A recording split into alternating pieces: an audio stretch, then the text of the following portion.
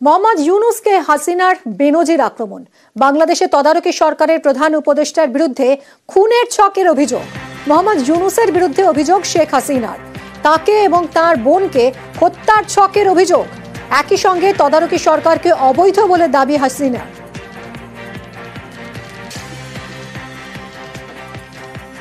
এবার তো একটাই লক্ষ্য ছিল, তার মেটিকুলাস ডিজাইনই ছিল ইউনূস সাহেবের আমাকে দুই বোনকে হত্যা করা।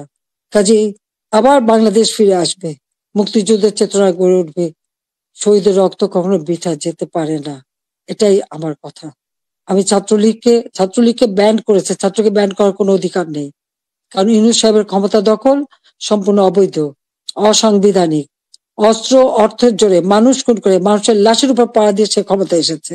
এভাবে অন্যায় করে যারা ক্ষমতা আসে, এই ক্ষমতা কিছুদিন ভোগ করতে পারে, কারণ নিজে ট্যাক্স দেবে না, মানুষের উপর ট্যাক্সের বোঝা চাপাবে, ভ্যাট বসাবে, জনগণের ভাত দিতে পারবে না, পুলিশের পোশাক বদলায়, পাকিস্তানিদের পোশাকের সাথে মিলিয়ে পোশাক পরায়, কৃষক চাষ করতে পারে না, সার পায় না, সেচ পায় না, শ্রমিক কাজ পায় না, শ্রমিকদের বেকার করে দেয়, অথচ নিজের অর্থ সম্পদ ঠিকই আছে এবং অর্থ পাচার করা অব্যাহত রেখে দিয়েছে।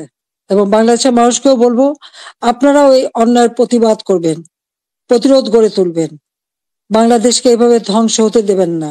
আমি আছি আপনাদের পাশে।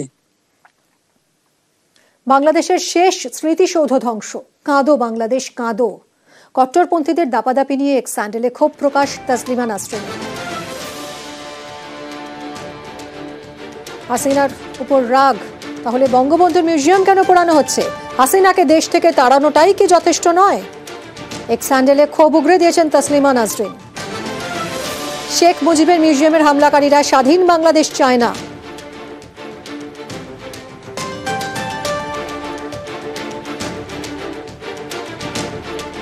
এক স্যান্ডেলে পোস্ট করেছেন সাহিত্যিক তাসলিমা নাসরিন।